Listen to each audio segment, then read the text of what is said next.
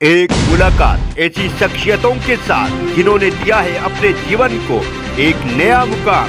रूबरू कराएंगे ऐसी कुछ हस्तियों के साथ एक खास शख्सियत के साथ मुलाकात जयदेव पटेल के साथ नंबर 1 इंडिया न्यूज पर रात। नमस्कार दोस्तों, मैं जयदेव पटेल, आपका एक बार फिर स्वागत है एक खास शख्सियत के साथ मुलाकात प्रोग्राम में। आज हमारे साथ खास मेहमान है महाराष्ट्र के एनडीआरएफ कमांडेंट अनुपम श्रीवास्तव। अनुपम श्रीवास्तव जी, आपका बहुत बहुत स्वागत है आज हमारे प्रोग्राम में।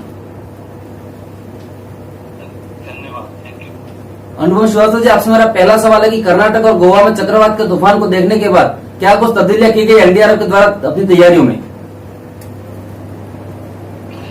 ये कर्नाटक और गोवा से जो चक्रवात निकला है ताउते, वो गोवा में हमारी टीम तैनात है और कर्नाटक में भी दूसरी एनडीआरएफ तैनात थी, लेकिन गोवा में उसका काफी असर रहा, काफी तेज हवाएं चली और जैसा कि हमको टीम ने रिपोर्ट दी कि वहां पर 2 लोग की मृत्यु हुई, कम से कम 70 से लेकर 100 पेड़ गिर गए हैं, कई सारे पोल, बिजली के पोल गिरे हैं। तो हमारी टीमें कल दिन भर यानी कि रात के 12 बजे तक सड़कों को क्लियर करती रही। बड़े बड़े भारी पेड़ जो है सड़क पर नेशनल हाईवे पर गिर गए थे, यातायात बहुत बाधित हुआ था और हम लोग सुबह से ही और देर रात तक सड़कों को, नेशनल हाईवे को क्लियर करने में लगे रहे। और उसमें एक बार ऐसा भी हुआ कि जो गोवा को ऑक्सीजन सप्लाई का टैंकर था उसको भी हम लोग ने पास करवाया, वो भी सड़क पर फंस गया था। इसी तरह से कुछ कोविड हॉस्पिटल थे जिसमें कि रास्ता बाधित हो गया था और उसके बाद हमने उसको क्लियर किया तो वो आगे बढ़ पाए। तो उसको देखते हुए हमने कई और टीमें जो है वो तैनात करी है। दादर एंड नागर हवेली, उसकी तरफ भी हम अपनी टीम में भेज रहे हैं। मुंबई में अपनी टीमें तैनात करती हैं। रत्नागिरी, सिंधुदुर्ग, इन सब इलाकों में भी अपने एलिमेंट भेज रखा है जो उनको रेगुलर हमको खबर दे रही है। इसके अलावा गुजरात में भी हमने बहुत सारी टीमें यहाँ से भी भेजी गई हैं, कम से कम 8 टीमें यहाँ से और बाकी अन्य राज्यों से भी टीमें गई हुई है। अनुपम श्रीवास्तव जी, कौन कौन से पॉइंट रखे गए हैं और हीट करेगा उसके लिए क्या तैयारी है? बगल से गुजर जाएगा उसके लिए क्या तैयारी है? तेज बरसात होगी तो उसके लिए किस प्रकार की तैयारी की गई है? हाँ, ये जो भौतिक तूफान है ये महाराष्ट्र के वेस्टर्न बॉर्डर से लगभग 250 किलोमीटर दूर से गुजरेगा और इसका जो असर होगा तटीय इलाकों पर उसमें ये होगा कि बहुत तेज हवाएं चलेंगी और कई जगहों पर बारिश की संभावना है। कहीं पर हल्की बारिश, कहीं पर तेज बारिश की संभावना है। जैसे कि मुंबई में आज सुबह से काफी तेज बारिश हो रही है, उसी तरीके से गोवा में भी काफी तेज बारिश और काफी तेज हवाएं चल रही है। अभी भी उसका असर है, लेकिन जब यहाँ से गुजरेगा तो ये हवाएं जो है वो कम से कम 90 से लेकर 100 किलोमीटर पर आवर की गति से लैंड पे दिखाई देगी। तो जब यहाँ से निकलेगा तो हम लोगों ने बीचेस पर सबको अलर्ट कर रखा है। हमारी टीमें भी सी बीचेस मुंबई पर और दूसरी जगहों पर तैनात की गई है। किसी को भी हम लोग सी में जाने के लिए मना कर रहे हैं। जहाँ तक कि जो मछुआरी कम्युनिटी है उसको भी हमने मना कर रखा है। प्रशासन की तरफ से आदेश जारी किए गए हैं कि कोई सी बीच में ना जाए। और ये तूफान महाराष्ट्र से लगभग 4 से 5 के बीच शाम को ये यहाँ से गुजरेगा और ये लैंडफॉल इसका गुजरात में होने की संभावना है, पुणे के आसपास। और पुणे के समग्र रूप से काफी जगहों पर इन्होंने तैनाती की है, जैसे कि पोरबंदर हुआ, अहमदाबाद हुआ, दूसरी जगहों पर तैनाती की है। अनुपम श्रीवास्तव जी, आपसे मेरा आखिरी सवाल है, इस समय तटीय क्षेत्र के आसपास रहने वाले लोगों को किस प्रकार की व्यवस्था की गई है उन लोगों के लिए? और दूसरा, खास तौर पर गुजरात की अगर बात करें तो वहाँ की क्या स्थिति है और कितने टीमें आपकी तरह वहाँ भेजी गई अभी तक? गुजरात में क्योंकि गुजरात ही मेन केंद्र है, गुजरात में ही इसका लैंडफॉल होने की संभावना है, गुजरात में ही ज्यादा नुकसान होने की संभावना है। इसलिए गुजरात में एनडीआरएफ की तरफ से अभी टोटल करीब 70 के आसपास टीमें भेजी जा चुकी हैं और अभी हमारी टीमें उसके पहले भी यानी कि दामन, दादर और नागर हवेली, इसमें भी हम देख चुके हैं टीमें। और ये टीमें वहां पर जगह जगह पर तैनात कर दी गई हैं और सब लोग इंतजार करते हैं कि आज सुबह या आज रात्रि या कल सुबह लैंडफॉल होने की संभावना है। उसको देखकर जगह जगह पर इवैक्यूएशन करवाया जा रहा है। जहाँ पर लैंडफॉल होने की संभावना है वहां से रहने वाले लोगों को पीछे से भी स्थानों पर ले जाया जा रहा है गुजरात में, क्योंकि वहां पर हिट होने की संभावना है, वहाँ पर नुकसान होने की संभावना ज्यादा है।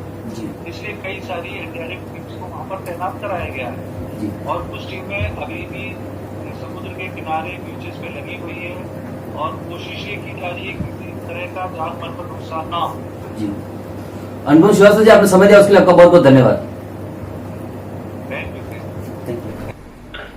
टाउटे चक्रवात के तूफान के बारे में ज्यादा जानकारी के लिए इस कड़ी में हमारे साथ एक और खास मेहमान है, मौसम वैज्ञानिक एवं स्काईमेट वेदर सर्विसेज के उपाध्यक्ष महेश पलावत। महेश पलावत जी, आपका बहुत बहुत स्वागत है आज के हमारे प्रोग्राम में। महेश पलावत जी, आपसे मेरा पहला सवाल है कि गोवा के बाद अब मुंबई फिर गुजरात की जो बात की जा रही है, उसमें आपकी प्रिडिक्शन के अनुसार कितना खतरा मुंबई में और गुजरात में देखने को मिलेगा और अनुमानित कितना नुकसान होने की आशंका आपको नजर आती है इस समय? देखिए, गोवा में तो जैसे मैंने पिछले 24 घंटों में काफी ज्यादा तबाही हुई है, काफी ज्यादा पेड़ पौधा नुकसान हुआ है।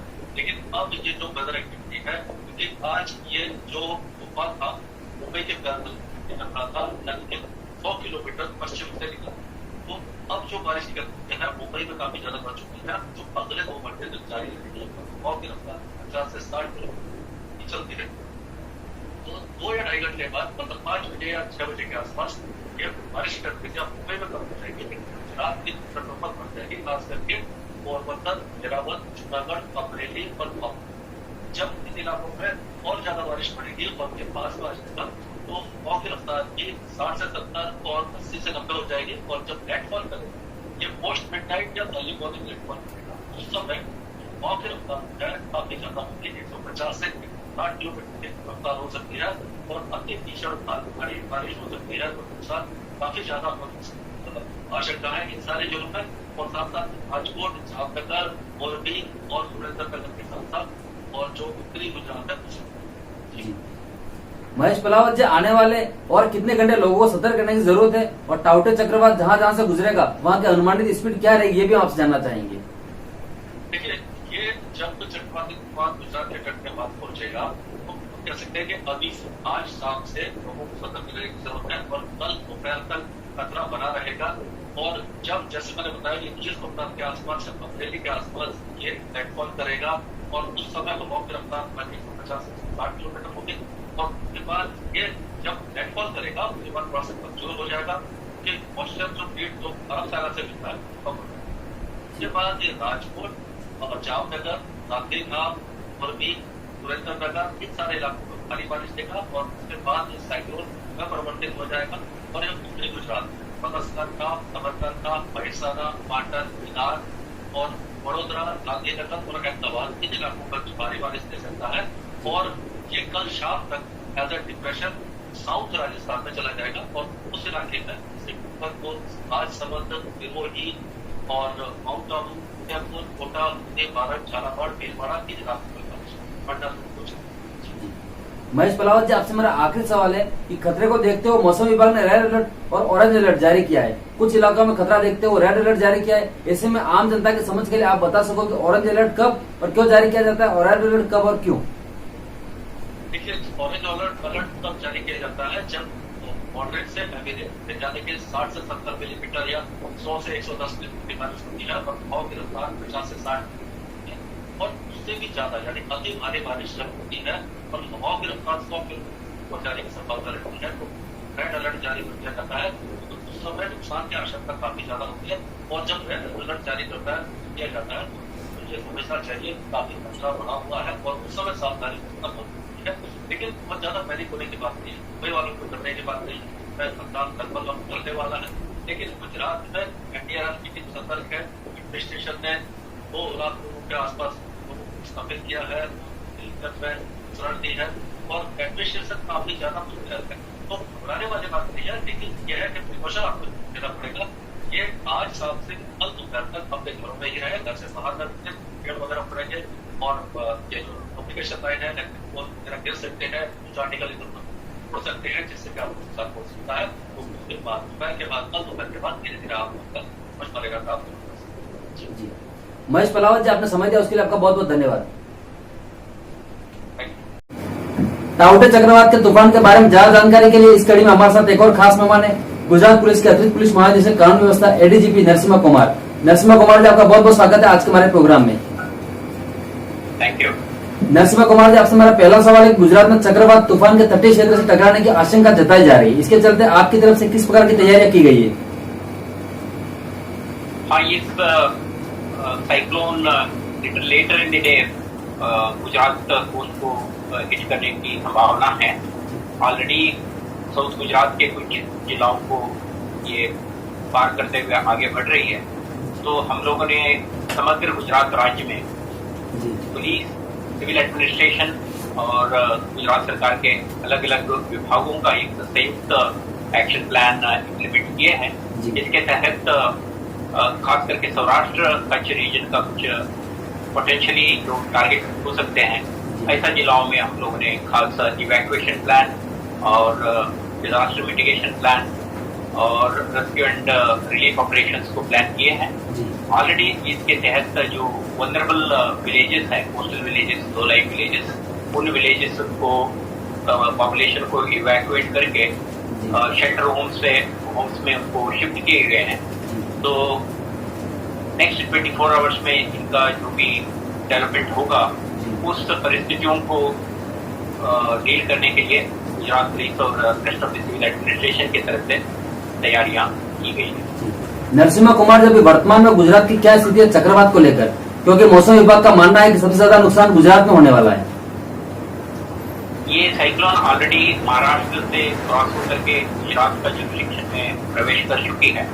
तो वलसाड़, नवसारी, सूरत, भरूच, आनंद, खेड़ा, अहमदाबाद रूरल, इन विस्तारों में इसका इम्पैक्ट की वजह से कुछ बारिश और विंड वगैरह ब्लो कर रहा है, लेकिन इसका कोई डिवास्टेटिंग इम्पैक्ट कभी नहीं है। Little later in the may be after few hours जब ये सौराष्ट्र रीजन में एंटर करेगा, उस समय एंटिसिपेटेड है कि इनका इम्पैक्ट हो सकता है।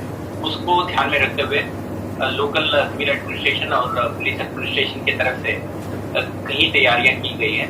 अपने स्ट्रेटेजिक लोकेशन पे नेशनल डिजास्टर रिस्पांस फोर्स की टीम्स और SDRF जो स्टेट डिजास्टर रिस्पांस फोर्स के टीम्स भी तैनात की गई हैं।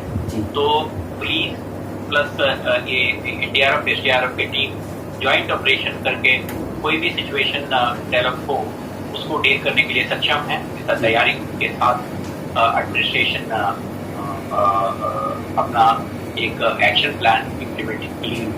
नरसिम्हा कुमार जी, आपसे मेरा आखिरी सवाल है, गुजरात में इस समय तटीय क्षेत्र के आसपास रहने वाले लोगों के लिए किस प्रकार की व्यवस्था की गई है?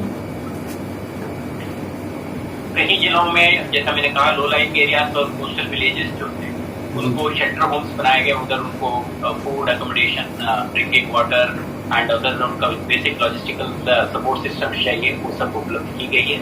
अभी कोविड पैंडेमिक का भी एक सिचुएशन बना हुआ है, जिसकी वजह से कई hospitals, primary health centre, community health centre, सब डिस्ट्रिक्ट हॉस्पिटल, डिस्ट्रिक्ट हॉस्पिटलों में भी जो कोविड पॉजिटिव पेशेंट्स के लिए क्वारंटाइन में है, उन लोगों के लिए भी इनॉपरेट अरेंजमेंट की गई है। और medical supplies, essential supplies and other support system disturb ना हो और लोगों को कम से कम सुविधा हो और लाइफ एंड प्रॉपर्टी को खास नुकसान ना हो, इस तरह के हर प्रयास और तैयारियां एडमिनिस्ट्रेशन की तरफ से, पुलिस डिपार्टमेंट की तरफ से की गई। नरसिम्हा कुमार जी, आपने समय दिया उसके लिए आपका बहुत बहुत धन्यवाद। Thank you. टाउटे चक्रवात के तूफान के बारे में ज्यादा जानकारी के लिए इस कड़ी में हमारे साथ एक और खास मेहमान है, राजस्थान SDRF के commandant DD Singh. DD Singh ji, आपका बहुत बहुत स्वागत है आज के हमारे प्रोग्राम में। हाँ जी। DD सिंह जी, आपसे मेरा पहला सवाल है कि राजस्थान में चक्रवात तूफान का असर किन किन जगहों पर आने की संभावना है और आपकी तरफ से क्या व्यवस्थाएं की गई है?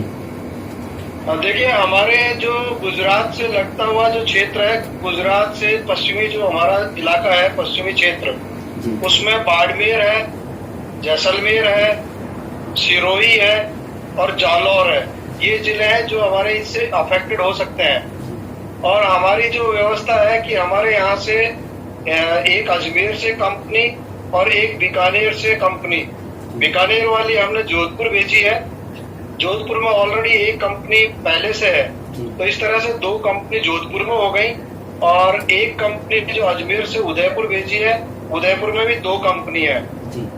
इस तरह से जो अपने पश्चिमी जो हमारा सीमा क्षेत्र है उसमें 2 कंपनी यानी लगभग 150 आदमी हमारे हो जाएंगे जो आपदा प्रबंधन का काम करेंगे। और किसी भी तरह की जो आपदा आएगी उस समय ये तत्काल काम करेंगे। और जो हमारे उदयपुर और जोधपुर के जो आईजी साहिबान है उनको हमारे लोगों को रिपोर्ट करने को कहा गया है, जिन्होंने हमारी जो लोग हैं उनकी 25-25 की टुकड़ियां बना करके जालौर में, सांचौर में, सिरोही में, बाड़मेर में और जोधपुर में इस तरह से उनको डेप्यूट किया है। और उधर डूंगरपुर और बांसवाड़ा में भी हमारी टीमों को लगाया गया है। जी डीडी सिंह जी, अभी वर्तमान में राजस्थान की क्या स्थिति है चक्रवात को लेकर के इस समय अगर देखा जाए तो? अभी फिलहाल तो हमारे यहाँ पर ऐसा नहीं है, लेकिन जो हमारा सदर्न पार्ट है जिसमें डूंगरपुर और बांसवाड़ा है वहाँ पर इसका थोड़ा बहुत असर आया है। और उम्मीद करते हैं कि शायद कल हमारे यहाँ पर कुछ ज्यादा हो, इसलिए हमारी सारी जो कंपनियां हैं वो सभी अलर्ट पे हैं। डीडी सिंह जी, आपसे मेरा आखिरी सवाल है कि जिस तरह से कोरोना के मामले को लेकर के बाहर से ऑक्सीजन की सप्लाई की जा रही है, ऐसे में अगर पेड़ पौधे गिरते हैं तो ऑक्सीजन की सप्लाई को सुचारू रूप से चालू कराने के लिए किस प्रकार की व्यवस्था आपकी तरफ से एडवांस में की गई है? बिल्कुल, हमारे यहाँ पर जो टैंकर आ रहे हैं प्रत्येक टैंकर के साथ हमारे राज्य आपदा प्रतिसाद जो बल है उसके 2 आदमी 2 लोग प्रत्येक ट्रक के साथ आ रहे हैं, टैंकर के साथ। अगर किसी भी तरह की कोई आपदा आती है तो वो उसको तुरंत हटाएंगे और इस जो लाइन आ रही है उसको सुचारू रूप से लेकर आएंगे। जी डीडी सिंह जी, आपने समझ लिया, उसके लिए आपका बहुत बहुत धन्यवाद। Thank you.